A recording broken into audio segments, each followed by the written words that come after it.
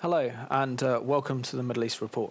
In this program today, we'll be discussing an exciting and also challenging new film that has been produced called The Unmasked Judeophobia, that looks at the rise of anti-Semitism, the rise of anti-Israel sentiment across the world. It looks at historical anti-Semitism, looking at the church's role, the Christianity's role in fueling anti-Semitism, and how that led to the rise of Nazism. And of course, we know what happened under the Nazi regime, in which 6 million precious Jewish lives were killed at the hands of the Nazis. And now today, in 2012, we're seeing a rise of anti-Israel sentiment across the world, plus also a return to British and European shores, that old hatred and virus known as anti-Semitism that is attacking the Jewish people and threatens our very own civilization today. And joining me on today's program is a woman called Gloria Greenfield, and she is the producer and director of this new film called Unmasked Judeophobia. Quite a title. A very exciting title.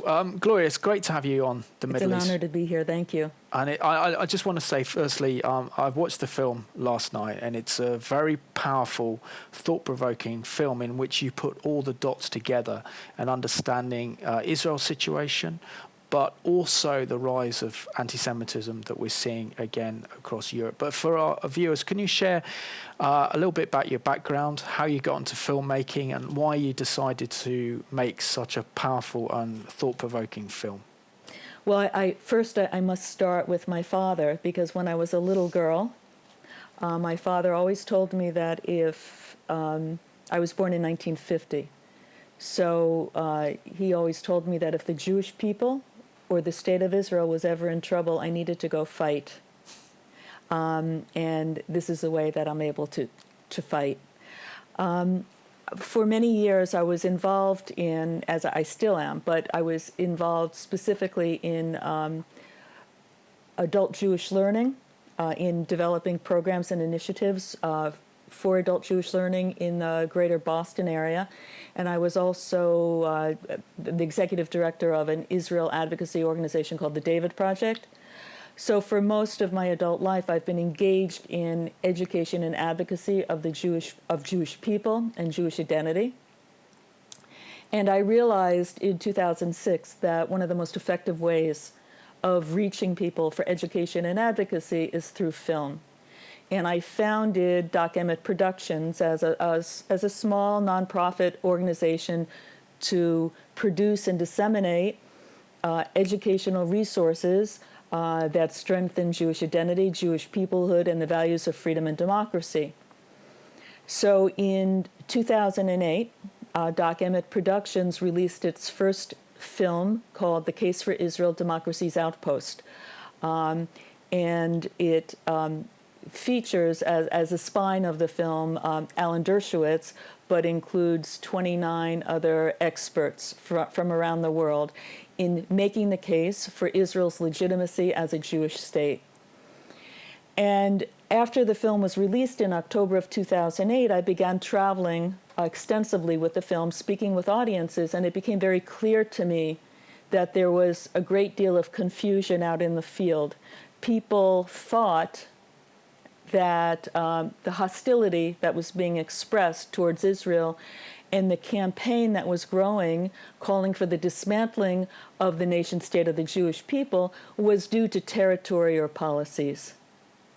So I realized that it was very important to produce a documentary that could be used to educate good and decent people, that would give them the context for the hatred that was being expressed towards the nation-state of the Jewish people, and would give the global perspective of the resurgence of lethal Jew hatred in treating towards the Jewish people and also towards Israel as the collective Jew. And also, if we talk about this film, I know that you've been here in Britain and screening the film. What's been the reaction on behalf of the Jewish community and also on the Christian supporters of Israel when they've seen your film? I've had the wonderful opportunity during the past week of screening the film and speaking with audiences in London and Birmingham and Liverpool and Manchester. And the majority of those 7 screenings were audiences of Jews and Christians together. And for those people who knew much of what was in the film, what they said to me was that even though they did know not all, but a good deal of what was in the film, it was incredibly powerful to see it together, to see the connections between the different events, and to understand it with the cutting edge analysis that's being presented in the film. The Christians who have been in the audience have been wonderful because they have been able to, in their comments and questions, demonstrate their strong commitment and dedication to the flourish, not only the survival, but the flourishing of the nation state of the Jewish people and the Jewish people itself, which is very important for Jews to understand.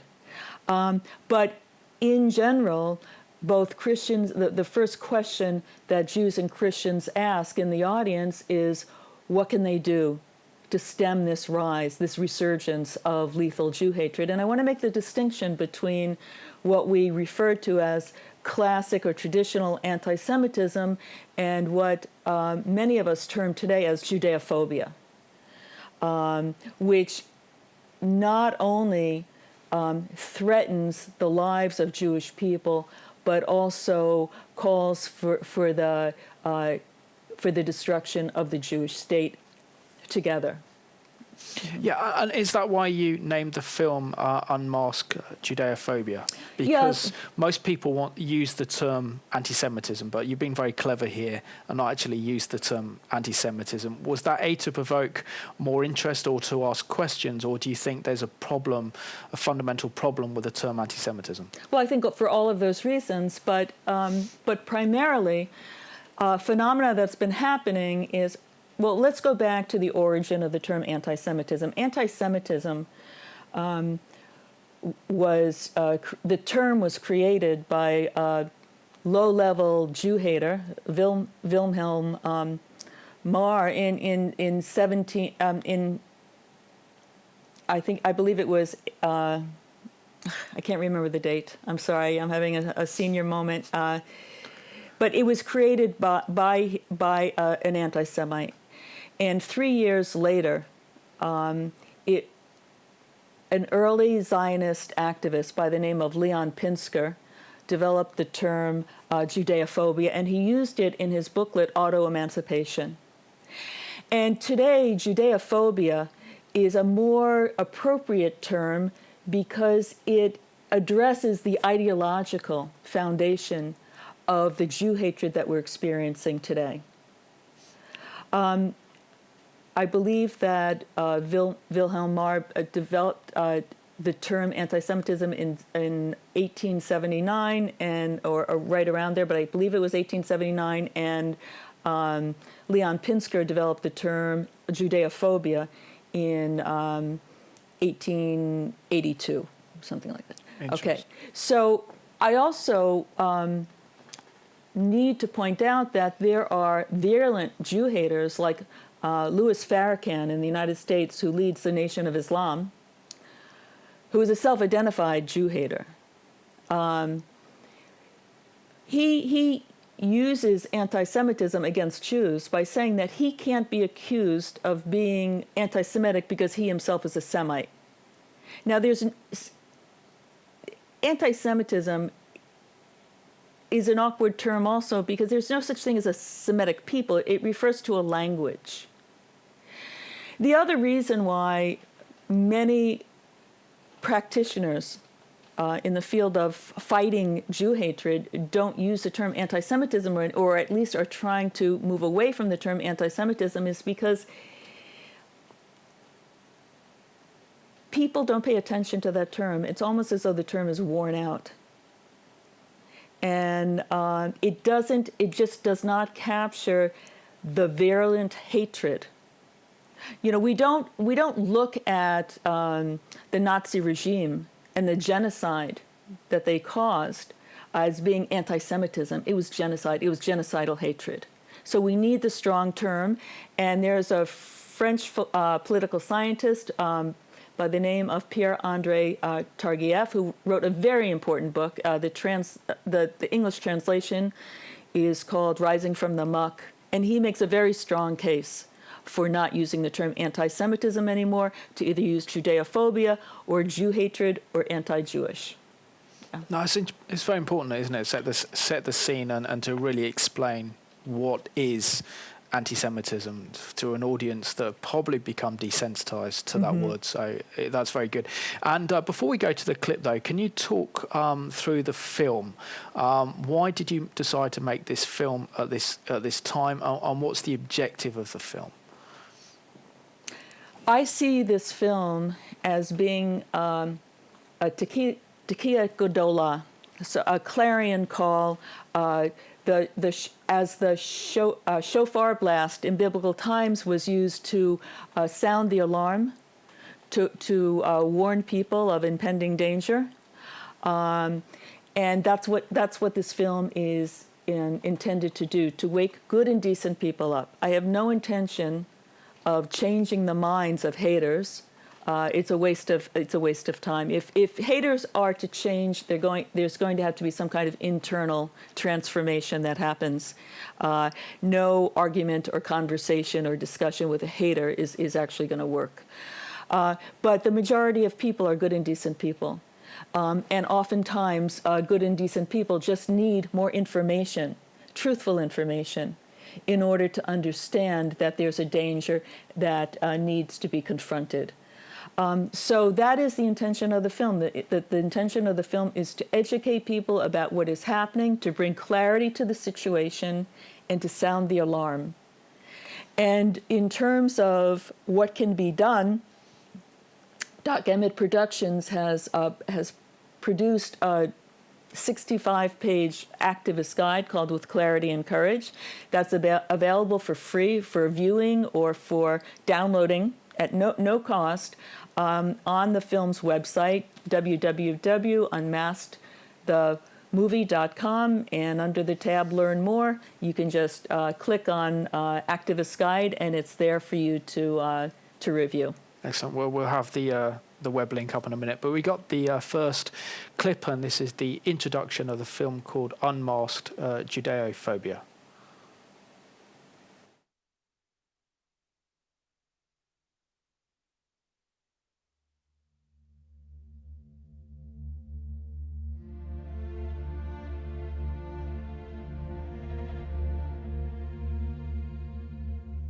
Since 1945, I was not as afraid as I am now. I am afraid because anti-Semitism, which I had thought belonged to the past, has somehow survived. I was convinced in 1945 that anti-Semitism died with its Jewish victims in Auschwitz and Treblinka.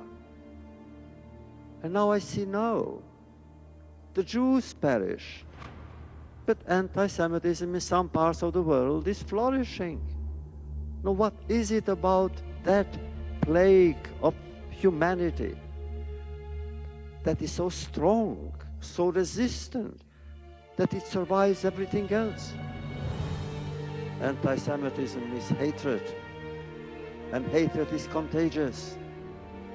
It usually goes like a cancer cell. It goes from cell to cell, from limb to limb, from person to person, from group to group, from culture to culture.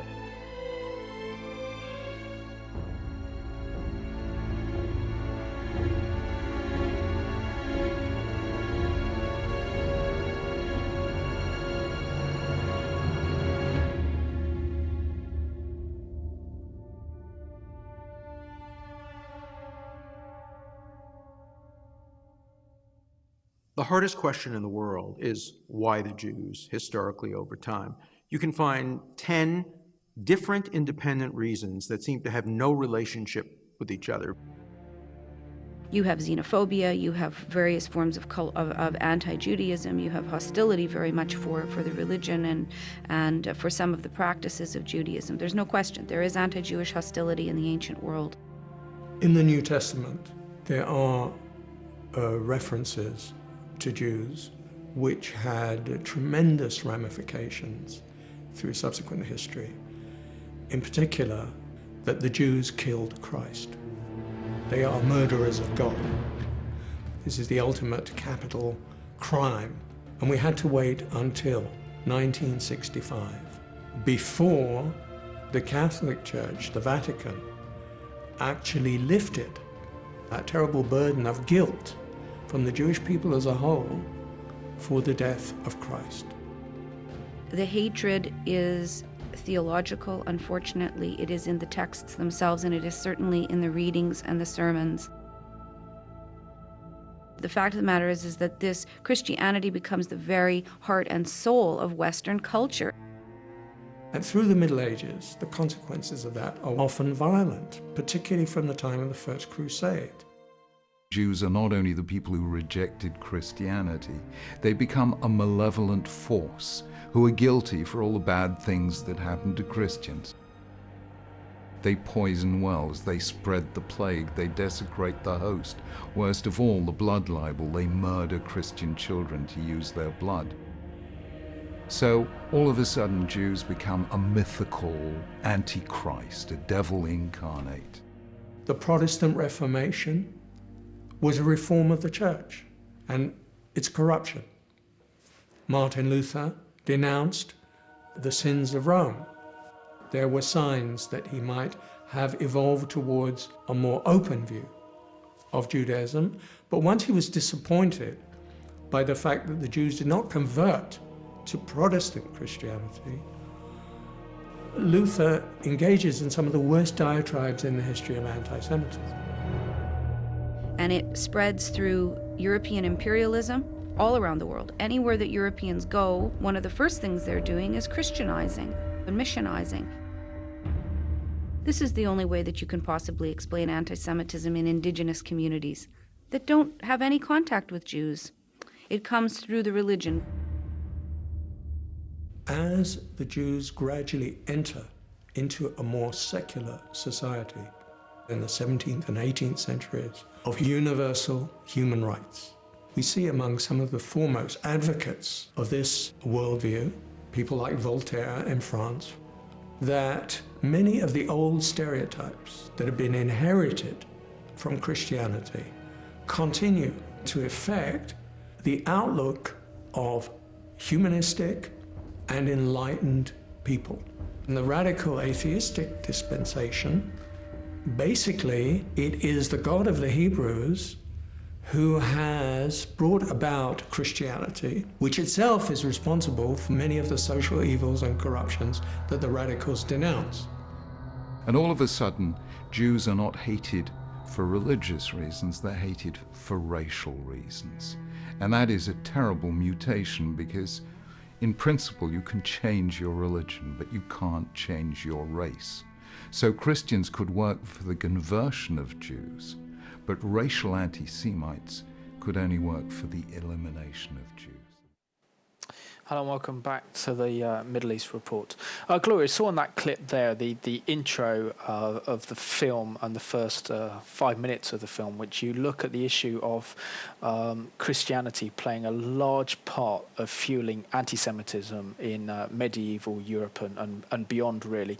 Why did you decide to include that clip, and do you believe today that the Church has a responsibility on behalf of the Jewish people to apologise for so much theological error, so much hatred coming from the Church?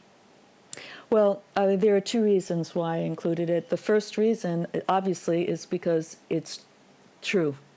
I mean, that really is, the early church is where we see lethal Jew hatred emanating from.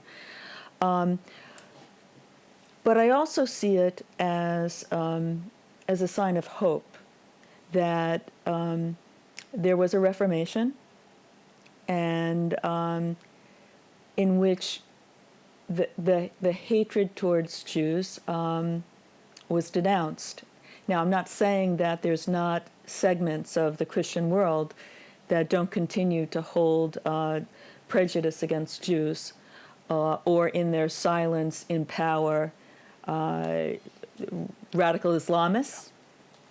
But for the most part, it is a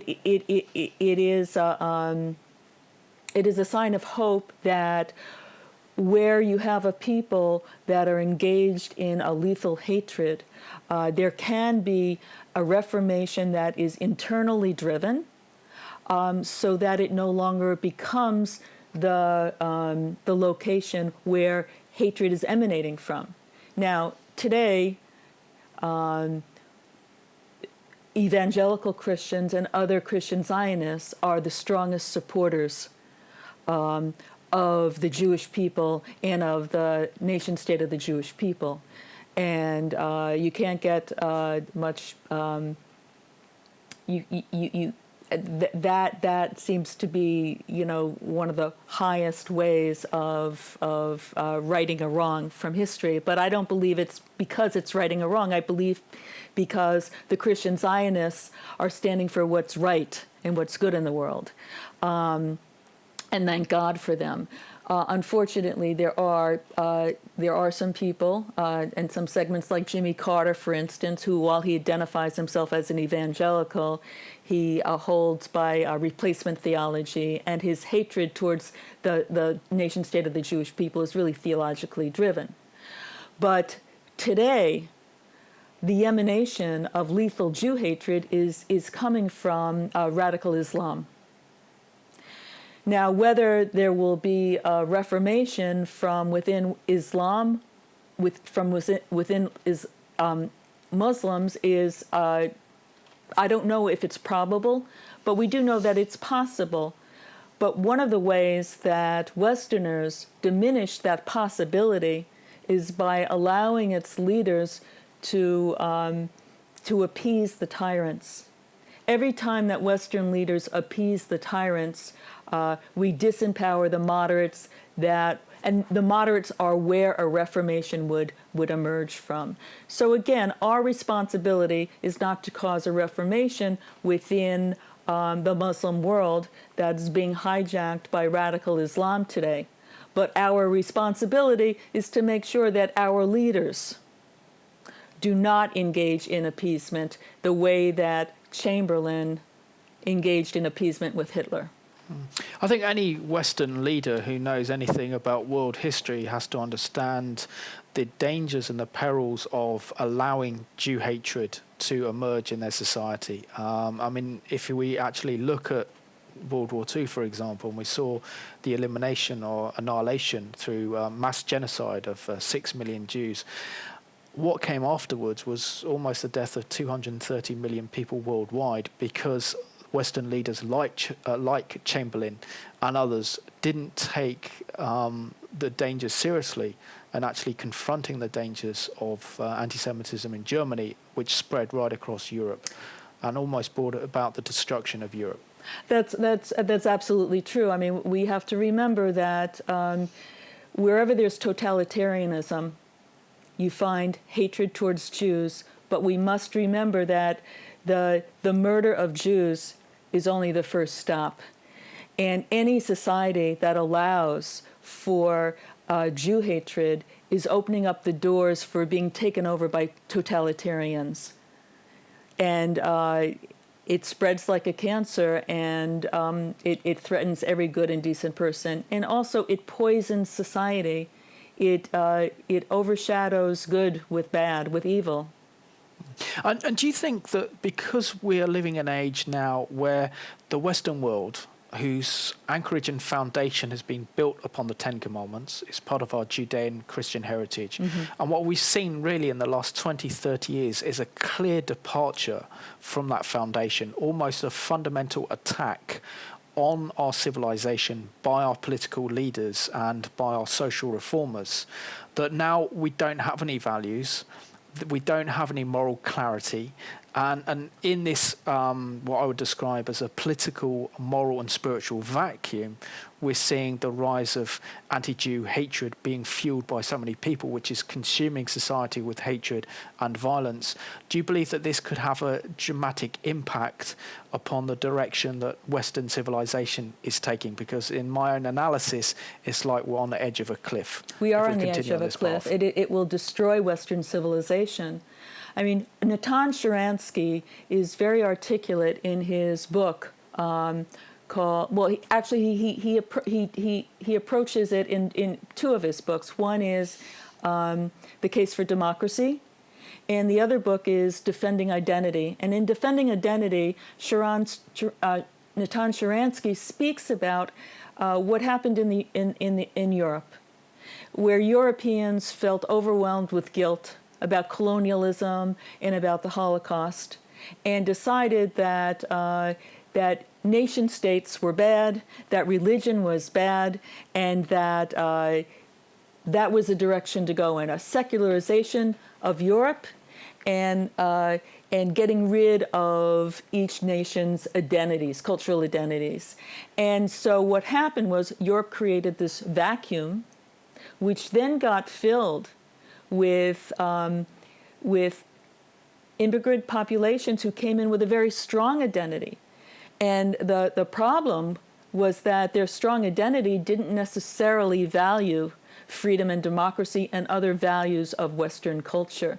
So Europe is facing a huge problem today, and needs to re-examine some of its decisions and some of its directions, or else there will be no Western civilization. And of course, Europe's policies towards the Middle East have been a particular failure.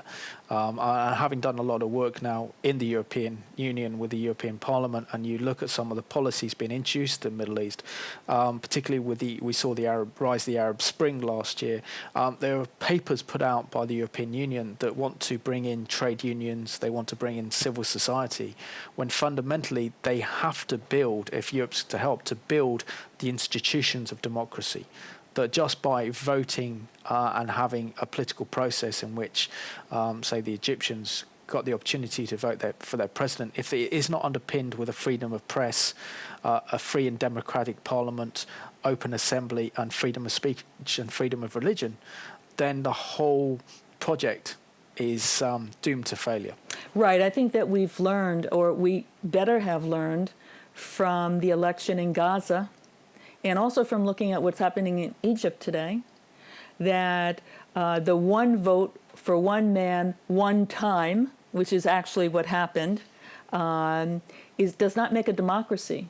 Election in itself is futile without education for all and without democratic institutions being protected in a society. And using the term Arab Spring, as you know, is camouflage for, this very deliberate campaign by totalitarian ideologues to take over the Middle East, and that's in fact what's happening. And how do we actually explain the fact that conspiracy theories like the Elders of Zion were some of the best sellers in the Arab world, including Hitler's Mein Kampf, and why are we seeing so much hatred stemming outside in the Arab world towards Israel and the Jewish people? And also, if we go back in history with the establishment of the Jewish state, it's almost 800 to 900,000 Jewish people that lived in the Arab lands that predated Islam were kicked out of their homes, which we're seeing now.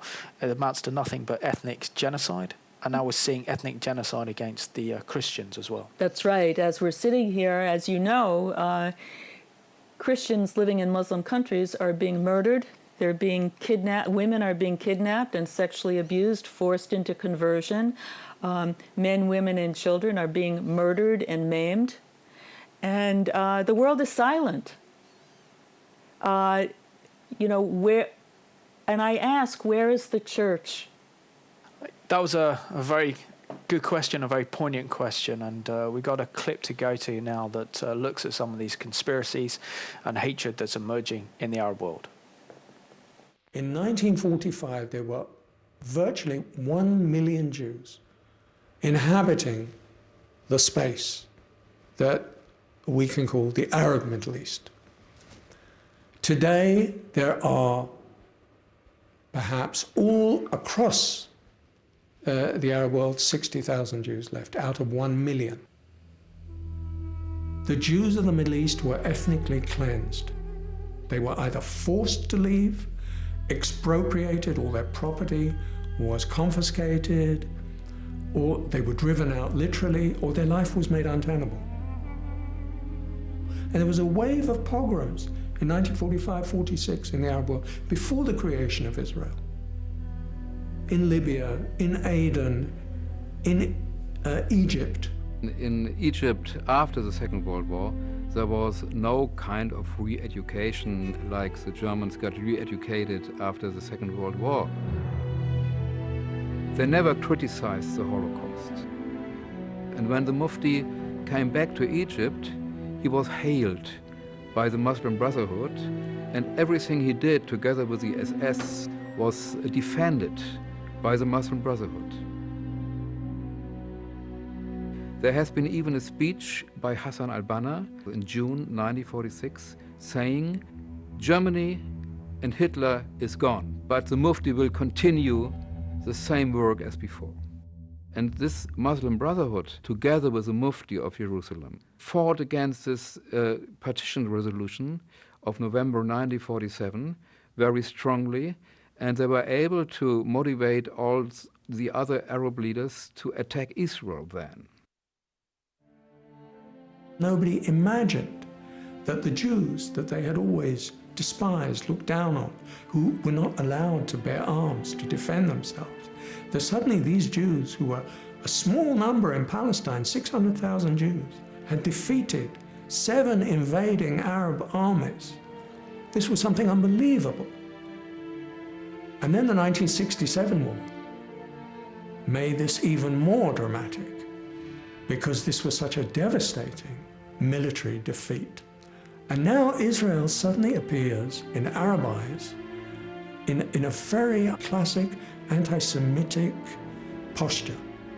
Israel, this small, despised country with its narrow 7-8 mile border, has defeated the huge Arab world. But how to explain it?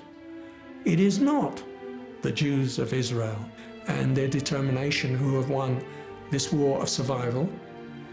There is a world Jewish conspiracy.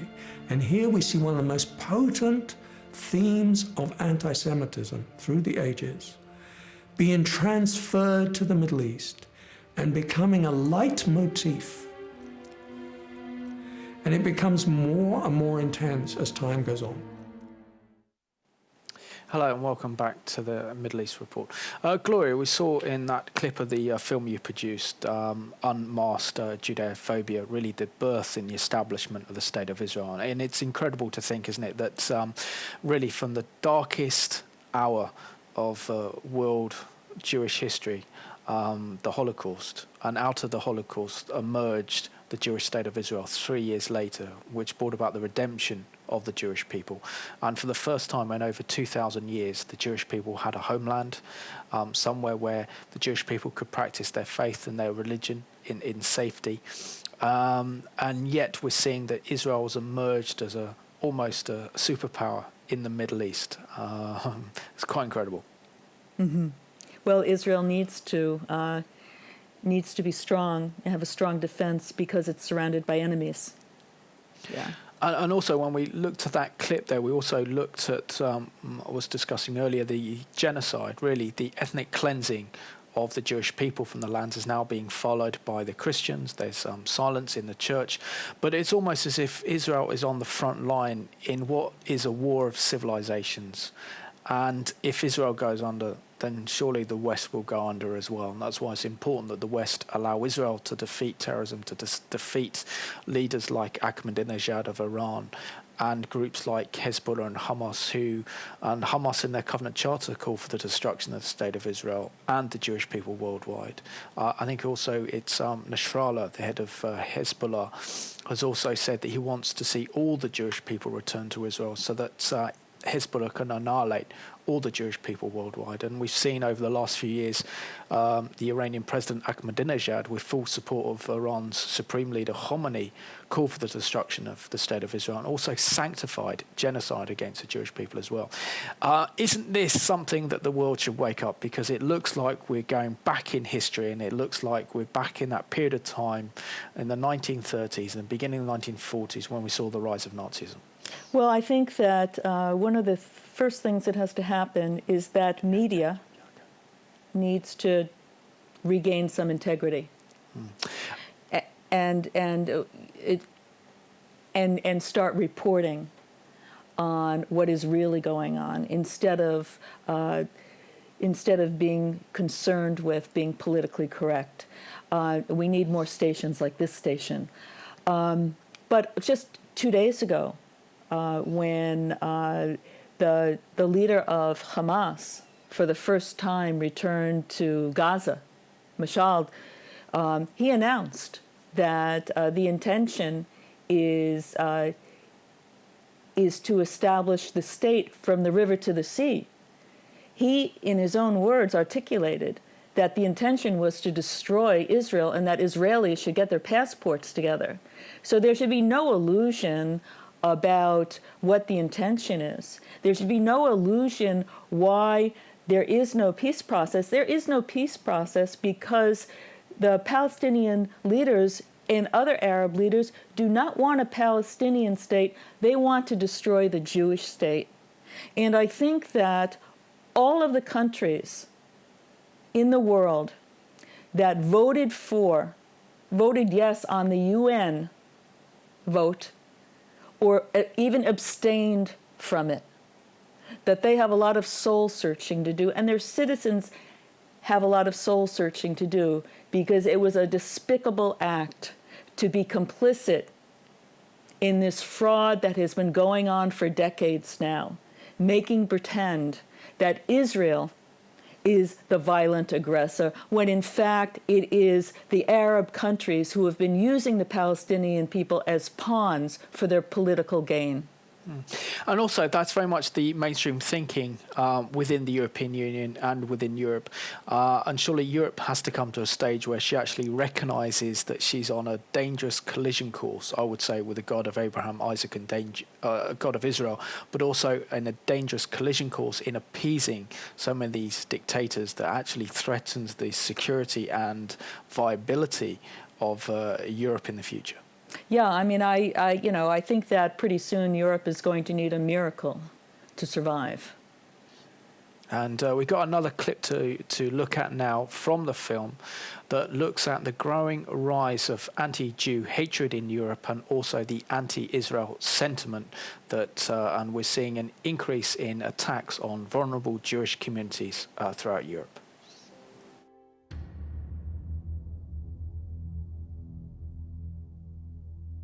In addition to Israel being America's most important ally in the Middle East, it's Europe's very important ally because it's the only democracy in the Middle East. It is the only country in the Middle East that demonstrates the virtues of democratic, free market, open society, religious tolerance, pluralism, feminism, environmentalism, all the values that Europe claims to project are values that are supported by Israel. None of those are values supported by the surrounding Arab states. And so it really raises the question, why are there so many in Europe who so strongly hate Israel with such a passion? There can only be one explanation, and that explanation is anti-Semitism disguised as anti-Zionism, combined with incredible ignorance and misleading information.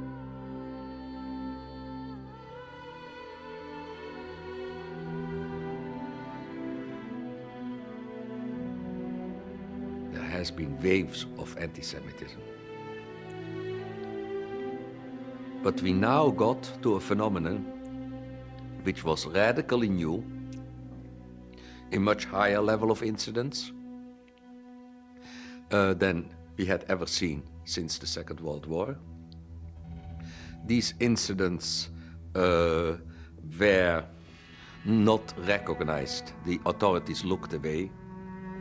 The return of anti-Semitism is the fact that our historical memory, the memory of recent events, which acted to a large extent as an antidote against that old and well-rooted prejudice, is losing his power as an antidote. It's like antibiotics. The virus, the bacteria eventually develop means to fight the antibiotics back and become resistant.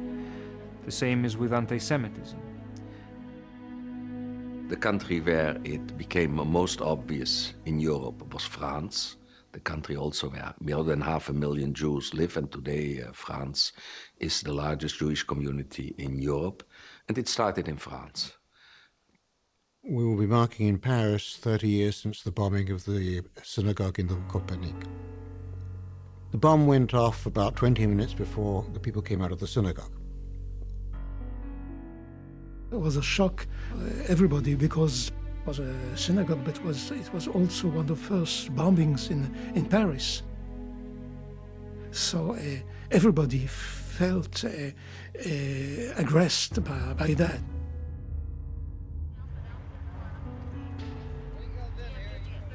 «40 ans après l'instauration du révoltant statut des Juifs par le régime de Vichy, 35 ans après la fin des horreurs de la Seconde Guerre mondiale, nul ne pouvait imaginer que le cauchemar pourrait recommencer, que l'on pourrait encore, sur le sol de France, craindre pour sa vie du seul fait de son appartenance à la communauté juive.» Now, marking that anniversary is important because for years we were told that the perpetrator was an extreme right neo-Nazi. Only recently have the facts come out that this is in fact a member of the PFLP, a Palestinian of Lebanese origin, who allegedly, it fits him, he is a professor in Canada. Devait s'ajouter la souffrance de ne pas les avoir encore arrêtés et condamnés.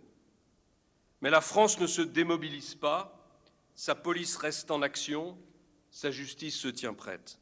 Nous attendons désormais que l'auteur présumé de l'attentat contre lequel un mandat d'arrêt international a été délivré en 2008 puisse être extradé par le Canada pour que la justice se prononce enfin.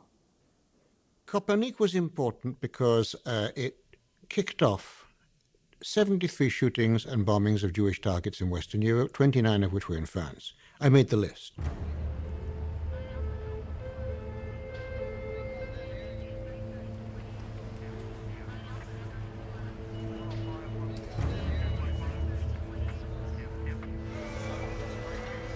It ended in 1982 with the machine gunning down the Rue de Rosiers, the Jewish quarter of Paris, with 6 dead and 22 injured.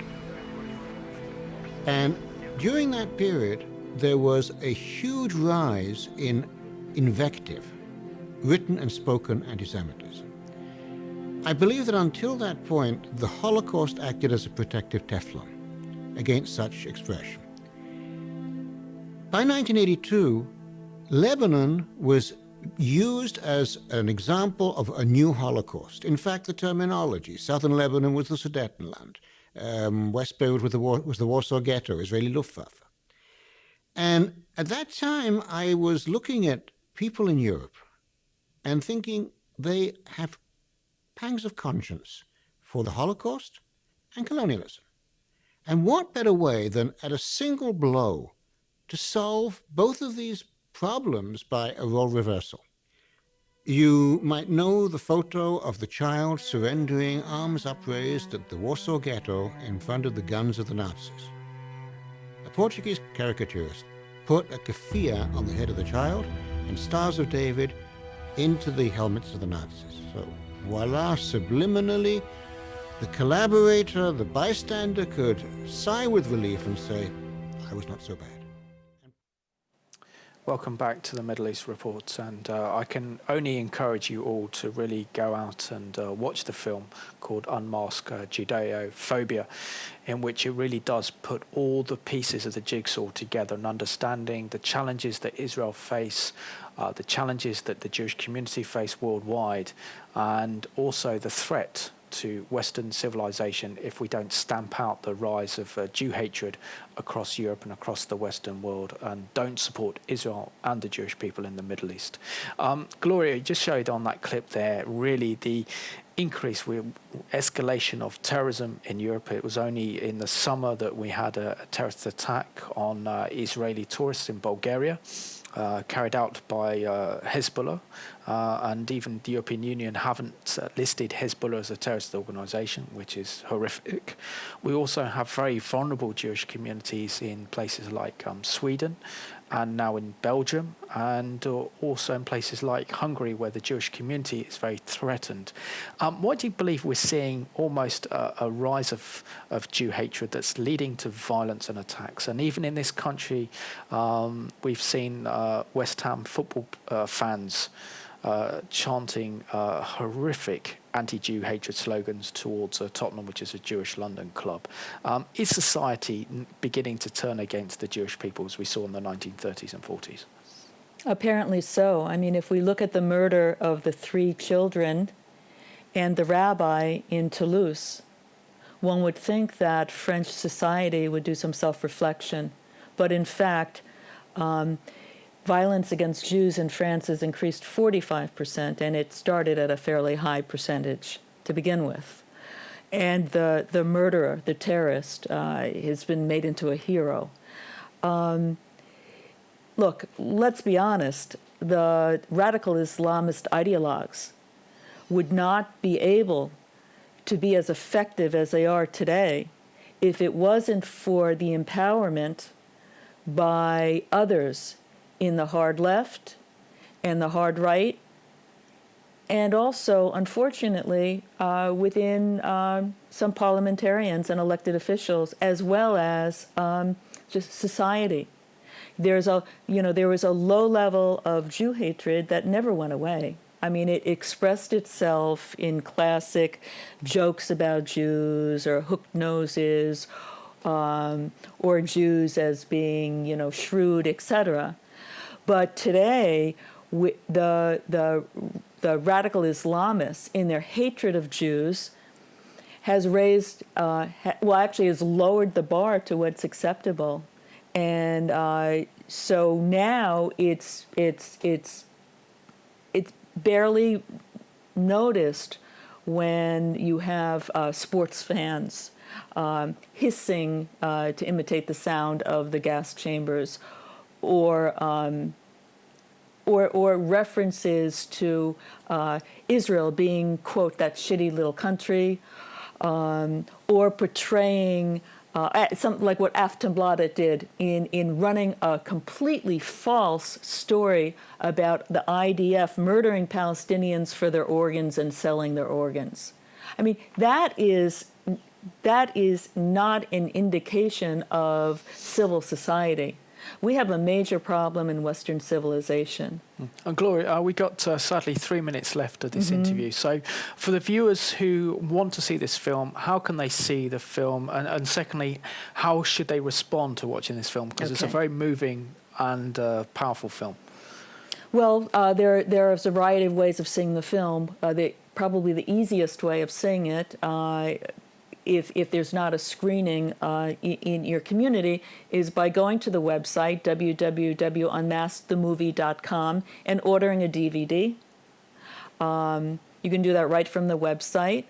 You could also go to iTunes and either rent it or purchase it downloaded from iTunes, and soon it will be available from Amazon Instant Video, and hopefully from Netflix as well. But right now you can get it. You can get it from iTunes and the DVD. Now, what one should do after one sees it is to invite other people into your home. If you order the DVD, please invite friends and family and colleagues to your home and watch it together and talk about it. And churches should be, and synagogues and community centers should be watching this film and having discussions with it. One of the reasons why I organized the film into 8 chapters is to allow study groups and discussion groups and classrooms, if they wish, to watch it a chapter at a time and to follow it up with intense, in-depth conversation. This must be, look, Unmasked Judeophobia is not a silver bullet. It is one of the many tools and resources that we need to bring light to the hatred that is escalating throughout the world. But the important thing, once one watches it and engages other people into the conversation, we need to act. Gloria, I just want to thank you so much for being my guest on today's Middle East Report. And thank you so much for having me. And thank you for watching today's Middle East Report. I just want to encourage you all that it's very important that you go out and actually watch the film called Unmasked Judeophobia. I've seen it. It's a very powerful, it's a very moving film. And what it does very powerfully and very cleverly is it puts the whole jigsaw together. And it's important that we understand the challenges facing Israel and in the Middle East, but it's also important that we understand this rise of anti-Israel sentiment that is happening here in Britain and also across Europe. And so therefore we have to stand with Israel and the Jewish people if we are to make sure that history is not repeated. And we remember what happened 70 years ago because Europe failed to stand up against the rise of Jew hatred. And we have a song that looks and reflects upon these very important issues. And thank you for joining us on today's Middle East Report. Invasions, terror and boycott. No UN vote will satisfy this lot. Palestine has proudly declared no Jews are allowed and nobody cared. The Arab Spring, civil war rages, liberty trampled, freedom in cages, 21 Arab nations and no human rights. Why vote for more Arabian Nights? Don't let the UN obscure the truth. Don't let false history corrupt our youth. This virtual state has no peaceful perception. It's just a base for bloody contention.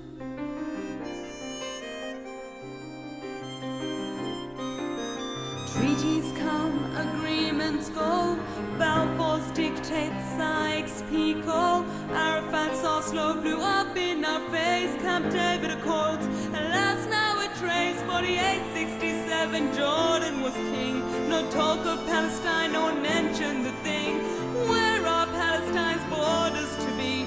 They ought to be in Jordan by history's decree, so don't let the UN obscure the truth. Don't let false history corrupt our youth. This virtual state has no peaceful perception. It's just a base for bloody contention.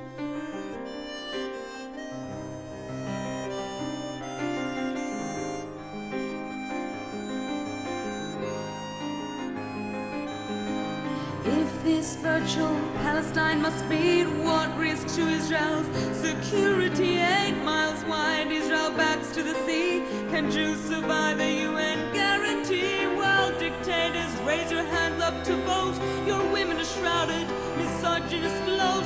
Marry the truth with your royal thoughts. Stands for the vote in New York, but not in your own lands. Don't let the UN obscure the truth. Don't let false history corrupt our youth. This virtual state has no